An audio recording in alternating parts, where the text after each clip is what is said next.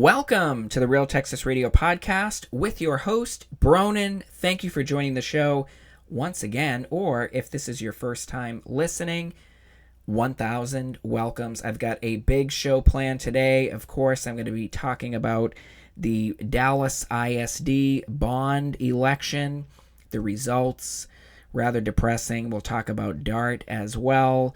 We're going to be talking about out-of-control waste, fraud, and abuse spending in Austin, in Dallas, and we've got some bum stories too. So make sure to hit that like, subscribe, follow button from wherever you're streaming the Real Texas Radio Podcast.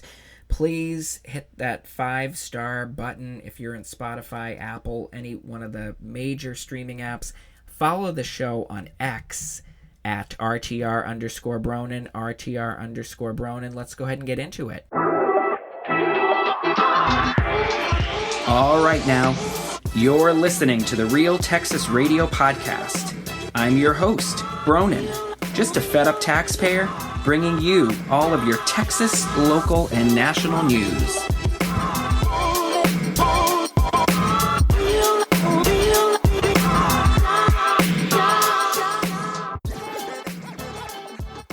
All right, the first thing that I want to get into before we jump into some of the bigger topics, I was just thinking today how much voting goes on in the state of Texas. And I was just thinking about the last 12 months, right? So if you go back to May of 2025, we had city council and mayoral elections in Dallas, right? Then a number of those races, at least 2 or 3 of those races for council seats in Dallas, they went to runoffs. So that means we had voting then the following month in June. Then October, we have early voting for the November election. Then we have voting in November, right? So that's 4 months of the year we're voting, okay? Now, I didn't look this up. I didn't look back. I would be kind of surprised if there wasn't at least one runoff election somewhere in the state of Texas in December. But, okay, let's exclude December. Let's even exclude January, okay? Now let's go to February, early voting for the primaries. And the primary election day was in March 3rd, right? Then April, early voting again for bond elections, for the DART election all around the state. Now we're in May again, so I guess the 13th month, right? We have the official voting day, and then we're heading into runoffs again for the primaries at the end of May, actually in the middle of May, when you factor in the early voting. So, essentially, since May of 2025 to now, May of 2026, the state of Texas has voted 8 out of those months. 8 of those months. We are just in a perpetual state of voting. Is that how democracy, do you think, was designed by the founding fathers? That you have the citizenry voting essentially 2/3 of the year? Voting, people are voting somewhere, and then this is why we have problems. This is why we have so many poor leaders and bloated spending and waste, fraud, and abuse. So I'm not going to talk about DART too much in this episode. I'm going to focus more on the Dallas ISD bond, which has just sent me into a tizzy, as you'll hear. But it looks like DART is largely going to be saved. It looks like Addison is coming out strong to keep DART, as is, strangely enough, University Park. I think they just have one bus in University Park. Highland Park, it looks like, is going to be exiting DART. Again, they just have one bus, and they know they're not getting their money's worth. So that's all I'm really going to say about DART there before we move on to the next topic. Oh boy, we got a big show today. As I mentioned at the top of the show, we'll get into Dallas ISD and DART and Crack Island and all these other topics. But first, I want to share a story out of Houston last week at a fuel depot, a gas station and convenience store. Allegedly, a middle school student, a 13-year-old boy, he ran into the gas station and he had a restroom emergency, but he was denied to use the restroom by the clerk. And the kid, he went around the side of the building and relieved himself on the side of the building. I've got some sound here from activists Candace Matthews and Brother Quinnell in a moment. They're going to explain the events as they unfolded. But the incident was recorded on security camera. And allegedly, this clerk, he took still images from the video recording and he posted them on the front door of the establishment of this kid essentially having an accident, or allegedly whatever occurred, alongside the building. And then the clerk allegedly shared the video with other students at the school, humiliating this kid. So here is the story. They don't understand why somebody would do this, especially to a young boy. Appalling, shocking, disgraceful. This man should be indicted. Yep. He sexually exploited one of our children, made fun of him, and set the kid up to be exploited when he told that young boy, you cannot use the restroom. That poor child came into a brand new store with brand new restrooms. He told him you can't use the restroom, then took the recording, told him to go around the back and take a poop, recorded the kid taking the poop. Then when the kids got out of school, from Addicts Middle School right here, he was showing the video laughing. Then he took a picture, a still picture, and put it on the front door of this baby naked, making fun of his genitalia. But then another thing that was shown on the video, this child had to wipe his rear On the grass. on the grass. Oh boy. So apparently the Houston Police Department is now, they have launched an investigation, and Brother Quinnell and Candace Matthews, they went in, they brought their entourage into the store and they recorded, they created a real scene. We've got some sound from the incident. I got some sound here we got to play. They were trying to convince and persuade any of the shoppers who went into the gas station not to buy anything. I guess it's a popular destination. It must be near a school. He committed a crime. I want the owner. We ain't making no more money today. None. We're going to shut this whole thing down. And this sound, it's gonna live on. It is definitely gonna live on in many iterations here on the Real Texas Radio podcast. That lawyer, he can bring his rusty ragged ass up here too. There's some Epstein freaking foolishness they got going on around here. Oh boy, whenever those two arrive on the scene, Brother Quinnell and Candace Matthews, they are a hoot. I think they really need their own show. Sorry to make light if this poor child, if he was humiliated. So we'll see what happens there. I'll try to follow that story and give you an update as it may come into play.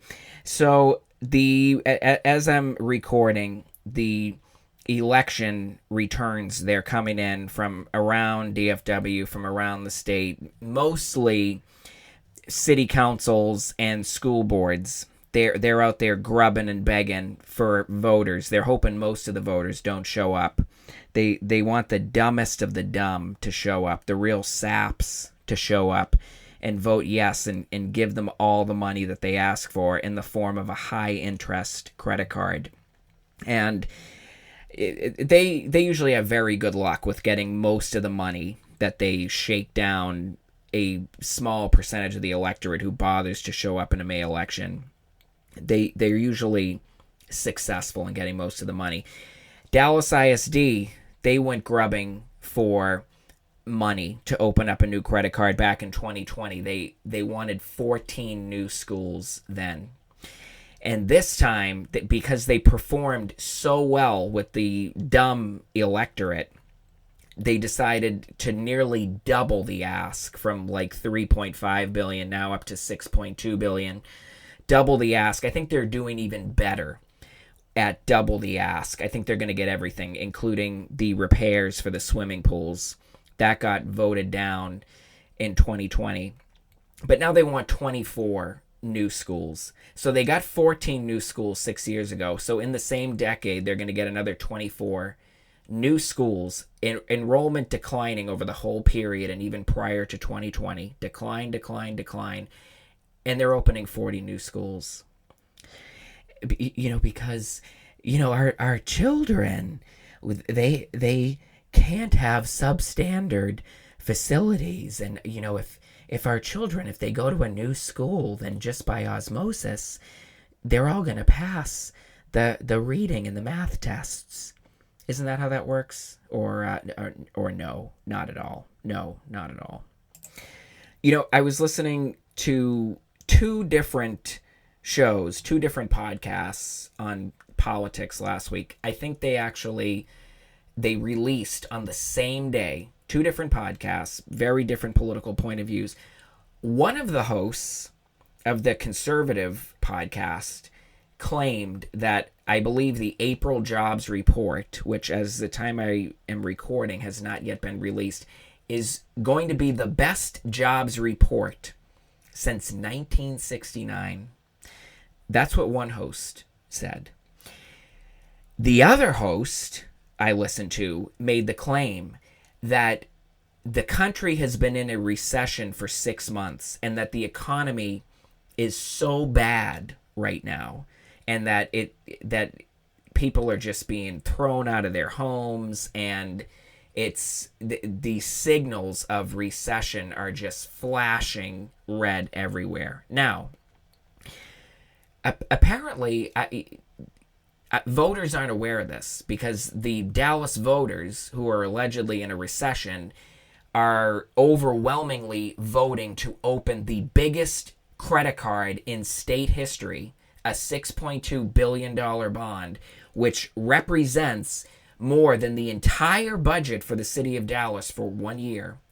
And they're going to open up 24 new schools, and they intentionally voted, or that's the way the vote is looking now, to increase their property taxes, which are already exorbitant, because they've been in a recession for 6 months. Is that what you're trying to tell me?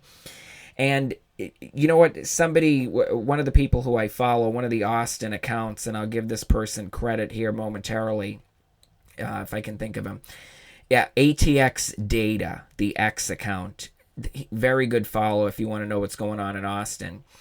Well, ATX Data posted a clip from an Austin ISD trustee meeting recently. I think this was last week. Now, on this $6.2 billion bond, the vast majority of which is for brand new school construction, there is also at least $144 million allocated for new technology, upgrading devices for students and teachers. But I think they snuck even more technology bond dollars into another aspect of the bond. This is what an Austin ISD trustee commented at a recent meeting. I think would be valuable. I would love to see departmental non-staffing budgets for all of these. I remain extremely interested in looking at what we can cut with technology. I have been told that work is being done. I do not think we should have one-to-one devices everywhere. I understand the devices can be bond funded. I do not believe the software is bond funded. And I heard from a friend the other day who, said a kid was on YouTube all day. And the teachers didn't know, and that was on a district-issued device. We should not have access to YouTube on our devices. We should not have Minecraft on our devices. These are programs intended to hijack all of our brains. And we need to not have them in our kids' hands. We should not be paying $500,000 a year to replace chargers. I have a lot of feelings about this. I think our students will do better with less time on screens. I have been visiting schools all over the state this year with a special TASB program. It has been striking how few screens I have seen in classrooms all over the state and schools that are thriving. with populations that look like ours. Did you hear that? We should not be having screens all day. We know the kids they're getting around any kind of security controls, any kind of website blocking, YouTube, Minecraft, other games.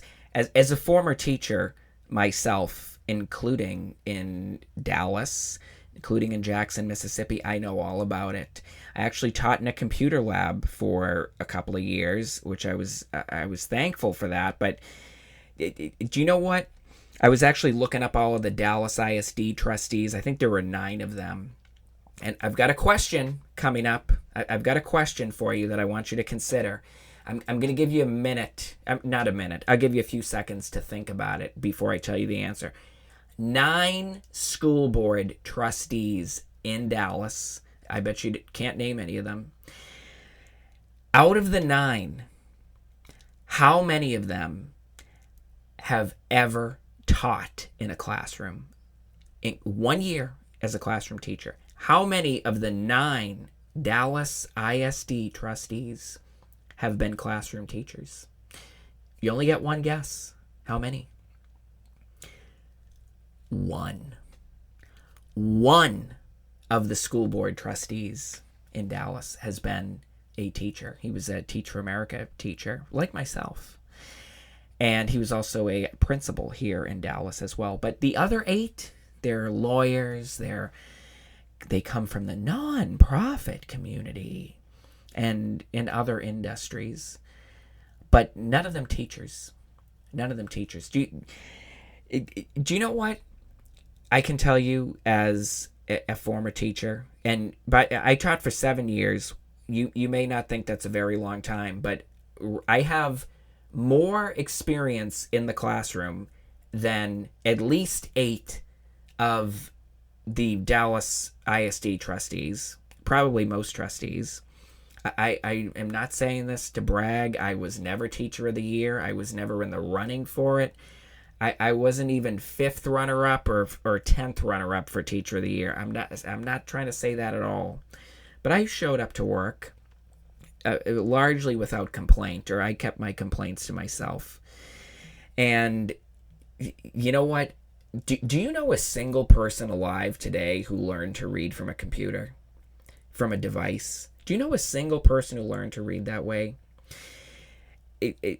So $140 million plus replacing technology, even though the state recognized that devices are so damaging to children. The data is so clear for all of the we believe in science in this house people.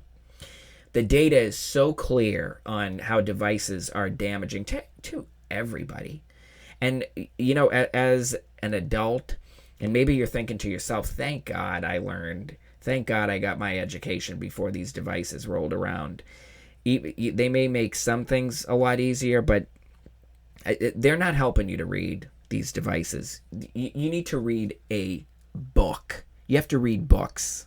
And, you know, it's just not going on, obviously. Just look at the numbers. Oh, you have to read the book.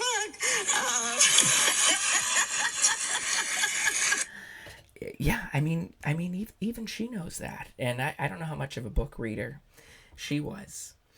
But it's infuriating that we're going to see a property tax hike. But you don't think that these people are going to let you get away with protesting your property tax rate, and then plus the homestead exemption increasing at the state level for the last couple of years. I mean, you don't think that they're going to just let you get away with that without any action. So this was, in their eyes, perfect time for a bond. So pathetic. And, you know, the Dallas Morning News, they got a Karen to quote. And, I don't even have children. And I anything that's education, I am just always a yes vote, no matter what, for education. I'll pay for the property tax increase. That's fine. Oh, well, thank you for deciding that the whole rest of the community is going to have a property tax increase too. You know, I'm sure Dallas ISD would happily take a donation. Why don't you go in and volunteer?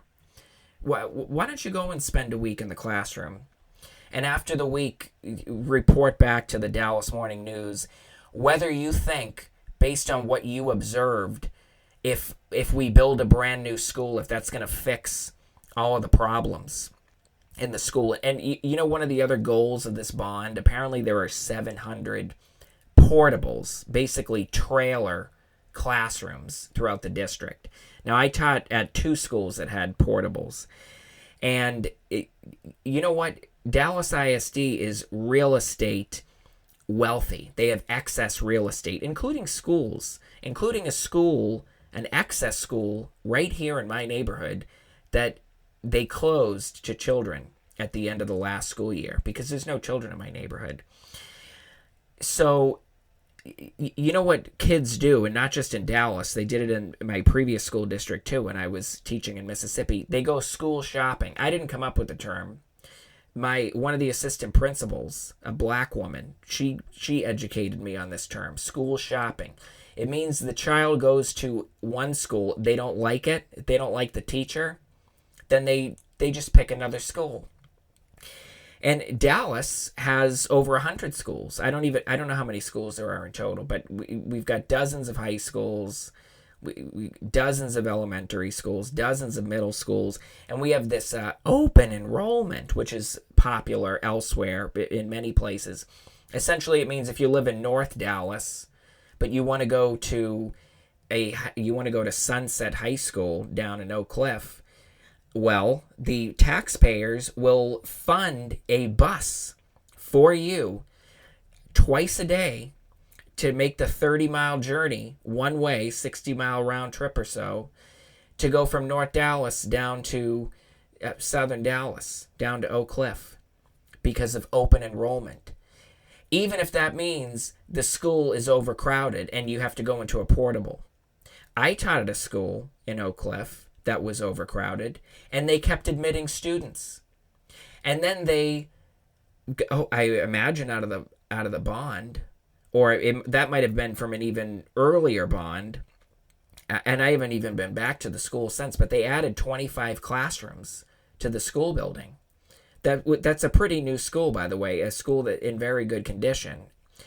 And they were still going to be over capacity with 25 new classrooms. Most teachers, we had a lot of floating teachers. Even if you had your own classroom, you never had the classroom alone to be able to plan. There was no space for you to go work independently. But teachers these days, you're just supposed to be in a constant state of collaboration and sharing and engaging and no silos. And I don't know how the hell they expect you to put together 90 minutes worth of content for a course twice a week or 3 times a week. And you're just supposed to be talking and collaborating and engaging the whole time. That never made sense to me. I am one of those people where if I need to get something done, there has to be quiet around. Everybody has to shut up, and I have to think, write, refine, research, reflect. Anyway, I'm in a tangent here. But the point is, the school district policy was such that they would keep enrolling students in a school that was over capacity by 200 or 300 students. And they would just let another school building be depopulated because of open enrollment and just allow this busing, which costs millions, tens of millions of dollars a year, foolishness. And then they know that they've got the useful idiots who will show up overwhelmingly, 75, 80%, and just vote for a bond to continue the foolishness. And guess what? $6.2 billion for this bond, they'll be back in 5 or 6 years. Let's go for 12 next time. Why not? We keep getting yes. There's tremendous appetite for the bond. And $6.2 billion, is it too much to ask them that every single kid can read on grade level, or 80% of the kids can read on grade level and do math on grade level. Is that too much to ask for? And last thing I'm going to say on this dreary topic of schools. This is a little anecdote from when I was teaching. My last year teaching in Dallas, the school was so overcrowded, right? We had 3 lunches, and the kids, they got totally screwed at lunch. Most of the lunch period, because it was so overcrowded, they spent waiting in line to get their lunch. So they had a couple of minutes, 5 minutes to eat if you were at the back of the line. Now, you're in school 8 hours a day. They give you 20 minutes for lunch, maybe 25. And it just ridiculous, and it just put pressure on everybody. And the solution was, why do we have 300 more students? Or it could have even been more than that. It could have been 400 more students. Why did we allow that to happen at all if we're at capacity? Why did we allow that? That doesn't make any sense. And then we put portables up when we have other schools that don't have portables, that do have space for children.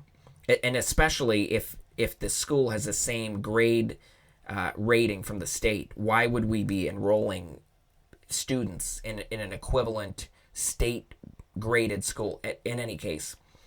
So they had a suggestion box, which I don't know why, an exercise in futility. They had a suggestion box. So you know what I did? I empathized with the kids, and I had some empathy for myself too. It sucked. Just this teeny little lunch period for everybody. So I drafted a schedule for 4 lunches, and I put it into the suggestion box. I was very thoughtful. And at the next staff meeting, always a dreadful affair, the principal said, we can't do it. You can't have 4 lunch periods. We thought about it. You can't do it. It's impossible. So we're not doing it. Can't entertain it. So I leave anyway. You know what? The next year, the very next school year, they implemented a 4th lunch. So I don't know what I don't know the point that I'm trying to make there, but just I mean, are these the kind of people? Is this the kind of thinking that you want to allow to open another credit card with double the spending limit while they're still paying off the old credit card? I don't know about that. I don't know about that. All right, let's move it right along. So back to Austin. I follow a few great accounts in Austin. Thank God. Do you know what? The citizen watchdog Twitter accounts, X accounts, in Austin, they are doing some serious journalism. And there are just so many public meetings, and maybe I shouldn't complain about this. This is in compliance with the Texas Open Meeting Records Act, or TOMA, Texas Open Meetings Act. So they have to publicize all of these meetings. They have to notice the meetings. They have to post agendas in advance. But it's a lot for ordinary citizens to follow if you're interested. And they do a lot of flooding the zone, and these cities, they will pack information into very boring meetings, and usually committee meetings. So even if you think, I'm going to watch the city council meeting, the big one every week or every other week, in between each month, they're hosting these committee meetings, and some of these items are really boiling up to the surface before they get to the city council. So anyway, in Austin last week, the city staff, they revealed that there are possibly $140 million worth of software redundancy and waste. Again, the technology budget, just like in the schools. $140 million. Now, just back in November, Austin, the whole city council, except for, I think, one of the 10, including the mayor, supported Prop Q, which would have jacked up property taxes in order to bring in another $100 million into Austin. And it was going to be for the homeless. It was going to be for homelessness. And even though, let me not even go there just yet. Let me keep that one on the back burner for a minute. So now they just reveal, just a few months later, 6 months later, $144 million worth of redundant software. The city of Austin has over 200 software subscriptions. There is no doubt there's redundancy in that. And they allegedly they're working to cut waste. But they love to talk about library waste. They love to tell you that the budget is so bad that if your house catches on fire, there's going to be no fire truck to show up because the budget is so poor. And, we're going to have to shut down the buses and anything else pander. We're going to have to kill all the puppies dropped at the shelter. But they don't want to talk about all the redundant software licenses. They don't want to talk about the consultant spending, which Austin, I also saw from one of the watchdog accounts on X, between 2023 and 2025, something like $200 million in consultant money that there's just no accountability whatsoever associated with it. So it's just a joke. So that's why you have to keep saying no. That's why they ask you for more money. No. The answer is no. You figure it out. You're supposed to be the professionals. You're the city manager. You're the city councilor. You're the school board trustee, even though none of you have been in schools. You might know about schools from the movies or something, but none of them are teachers. And then one of the city councilors, so I tweeted this out, and then she tweeted out right after because it started getting some traction. RTR_Bronin, by the way, on X, if you want to follow me and see all the video and sound associated. And by the way, this is a good time if you're enjoying the show, and if you do enjoy the show and you follow the show, the Real Texas Radio Podcast, and you're in one of the streaming apps right now, Apple, Spotify, one of those, please, 5 stars. Give me a like, a comment. If you can take a minute, it really makes a big difference. I appreciate it. And this city councilor here in Dallas, she said to Austin, essentially, $144 million in wasteful software spending. Hold my beer, because Dallas, she reckons, is beating the brakes off of Austin with the redundant software spending. All right, we're going to keep it moving. This was another story, I'll make it quick, in Austin at another city council, or a committee meeting, rather. The discussion came up of Waymo, the robo-taxis, the autonomous taxis. They're all over Dallas now. They're in San Francisco. They're in Austin as well. And, a lot of the technology skeptics or the late-to-the-game technology adopters, they like to complain about them, point out the problems. Allegedly in Austin, these Waymos have obstructed emergency vehicles from arriving to a mass shooting that I believe occurred on 6th Street, the real party zone where all the bars are in downtown Austin, allegedly. And you know what? With any new technology, of course, there's going to be problems. But the Teslas, they've launched now in Dallas, the autonomous Teslas. And if you have never had the opportunity to try the Tesla self-driving technology, I mean, it's astounding. It is literally astounding. And the way that I see human drivers, you cannot convince me that these robocars, that they are going to do worse than human driving. 45,000 or so deaths per year in cars, hundreds of thousands of severe injuries per year in cars, DWIs. Need I go on?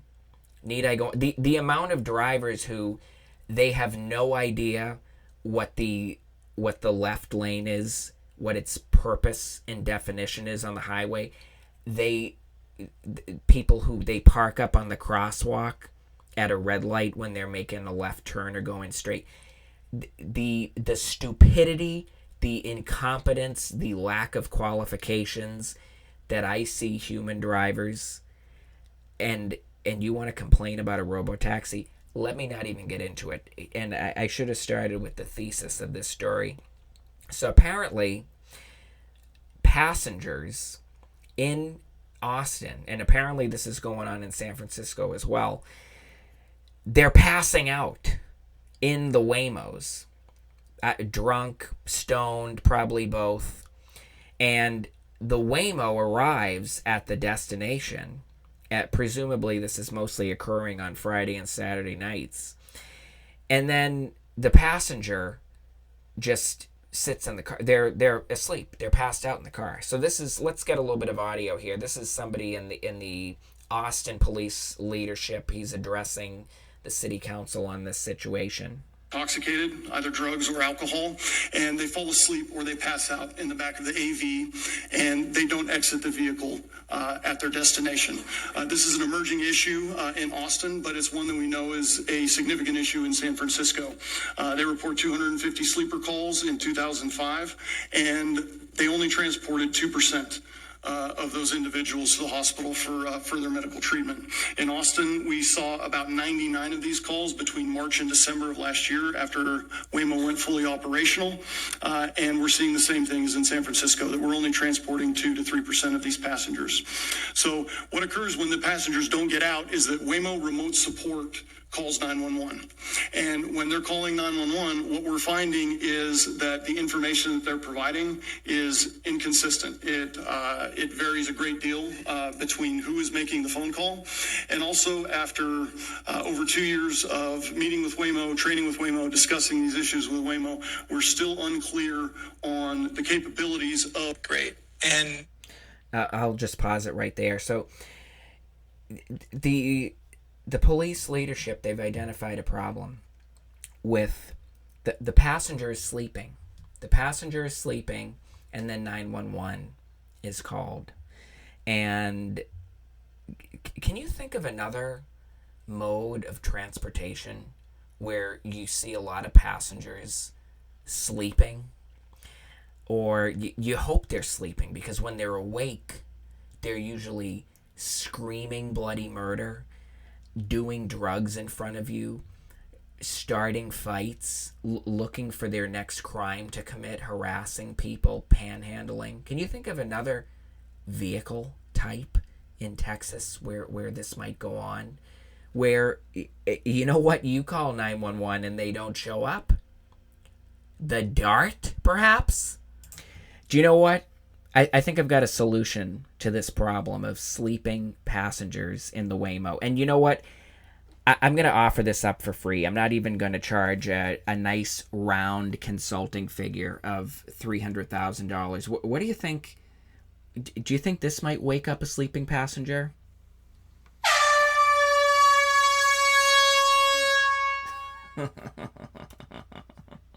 What do you think about that? Or what do you think if the Waymo, if it turned on the radio to the metal station and just started blaring it at high volume, do you think that might wake the passenger up? I think there are some solutions to this. How about just charging a fee for whatever the Waymo is expected to earn for the rest of the night? Or if the person is asleep in the Waymo, you charge them an hourly rate or a 30-minute rate, $100 an hour, $200 an hour. I mean, you've got the credit card. Go for it. And then keep the vehicle off the road for the night, and it could still get paid. There's all kinds of ways to figure it out. All right, I'm going to bring us into the last segment of the night, just for a little bit of fun. And I think I'm going to have to get the sound effect. I think I'm going to have to cue it up to do this justice. Your story's sad to tell, but ne'er do well. Most mixed up, delinquent on the block. So I went for a walk downtown. I went for a big walk around Dallas today. The weather has been maybe unseasonable is too strong of a term, but it's been in the 70s as opposed to the 90s by this point in early May. Lovely, no complaints for me whatsoever, and I've enjoyed the rain too, because rain is the best policeman. And when it's raining, then I don't have to go out and water the plants, which is one of my jobs that I have to do. And so I've been very grateful. So I go for a walk downtown, and I was going to try to go find a quiet spot to read my book, maybe get a spicy marg. And, with Cinco de Mayo approaching and all. In any case, I failed on the latter part. But I went for a walk, and I tried to avoid it, but it was kind of unavoidable, the route that I'd taken, the West End. The West End, where there's a big bus station down there. Oh my God. I heard it before I saw it. It sounded like the patients, they had been released from the asylum, the screaming. There were police there. I don't know if there's a shelter there. There's some kind of building there that's a draw for these homeless, junkie, bum, criminal, vagrant, mental patient, ne'er-do-well, recidivist reprobates. But there, it just looked like, again, the set of The Walking Dead, the zombie apocalypse. Now, we've heard recently, including from my city councilor, Paul Ridley, about all the wonderful strides that have been made to eliminate homelessness downtown. Aside from the West End, which if you are a woman, do not ever go there. Avoid it at all costs. Women, do not go there. Which just needs to be leveled. Or the Crack Island Ferry needs to send a shuttle to the West End and onboard every single one of those people. The vast majority of whom, despite the BS that the fake news keeps telling you, they're all adult men with all of their limbs intact. Even a lot of them are in wheelchairs. It's a prop. They don't need the wheelchair, many of them. It's a prop, just like the dog is a prop. Anything that will get the low IQ DISD bond voters to throw some money into their cup. That's all that's about. Nonsense. But I walked around the Central Business District, and there were plenty of normal people. There were plenty of people spending money, eating at restaurants, tourists. Enough of them. They had a presence. Great. Love to see you. Thank you for coming. Spend your money in Dallas. Great. But there wasn't a street corner that I passed where there wasn't at least one bum totally out of his mind, just listless, mental patient, just looking for trouble. The reason why we have to have security down there.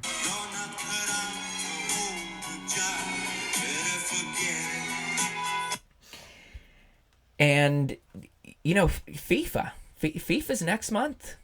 FIFA's next month, isn't it? The World Cup.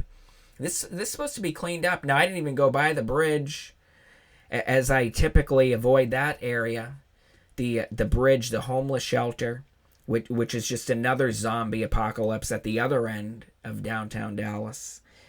But Paul Ridley, I wish that you had gone downtown Dallas.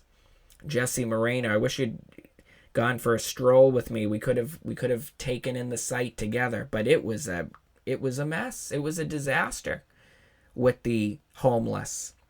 And there's an article that's been circulating around Dallas. Somebody, I don't have it up in front of me. Do I have it up in front of me? Let me see if I can pull it up. Oh, I think I've got it here. Lab Report Dallas. This was getting a lot of traction. It was written by somebody named Kelly Smith. How Dallas police ramped up homeless enforcement. Oh boy. Well, Kelly Smith, I guess it's too late now, but I wish you'd taken a look at downtown on May 2nd. And the whole article is about, you're under arrest for prohibited camping. You'll be going to jail, the officer said. I think this was some area near downtown. 45 people were lined up, hands zip-tied behind their backs as police jotted down their names. A city skid steer loader rumbled onto the concrete, clawing up chairs, tents, boxes, carts, food, documents. Oh, the documents! Oh, do you think they were like birth certificates? Not even Gavin Newsom can find his birth certificate. Or the hosts on MSNBC, MS Now, I hope they didn't destroy any birth certificates, they're impossible to find these days. What a load of crap. This is January 22nd, apparently. This person is writing about March 17th. What a joke. What nonsense. You know what I learned in this article, though? This was useful. Housing Forward. The homeless grifter organization, money grubbing all the time between the Dallas City Council and Dallas County government as well, the county commissioners. I don't monitor very closely the Collin County government, but they're up there in Collin County as well, maybe even Denton County. You know how much they've raked in the last 1 or 2 years? Just between Dallas and the federal government, city of Dallas and the federal government, $70 or $80 million per year. And, they know how to solve homelessness. Just ask the director. You know what? It's not solved. And it keeps growing everywhere, all the numbers. When the Pointless in Time Count survey comes out at the end of this year or early next year, when they're getting ready to do it again, it's just going to show a big increase again. Of course. What a mess. All right. I am Bronin, and once again, please follow the Real Texas Radio podcast on X at RTR_Bronin, RTR_Bronin, and if you are in the streaming app right now, one of the big ones, please make sure to give me a like. It really makes a big difference, and I will catch you on the next episode.